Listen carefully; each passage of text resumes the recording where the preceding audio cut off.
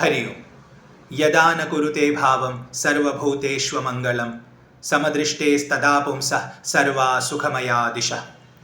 എല്ലാ ദിക്കിലും സുഖമായി വസിക്കാൻ ഒരുവൻ ആഗ്രഹിക്കുന്നുണ്ടെങ്കിൽ അവൻ ഒരു വ്യക്തിയെക്കുറിച്ചും അമംഗളമായ ഭാവത്തെ തൻ്റെ ഹൃദയത്തിൽ കാത്തു സൂക്ഷിക്കാൻ പാടില്ല. അതായത് എല്ലാവരെക്കുറിച്ചും മംഗളമായ ഭാവമായിരിക്കണം അവൻ്റെ മനസ്സിലുണ്ടാകേണ്ടത്. അങ്ങനെയാണെങ്കിൽ അവൻ എപ്പോഴും സുഖമായിരിക്കും. എല്ലാവരെക്കുറിച്ചും മംഗളമായ ഭാവം ഉണ്ടാകണമെങ്കിൽ സമദൃഷ്ടി ലഭിക്കണം.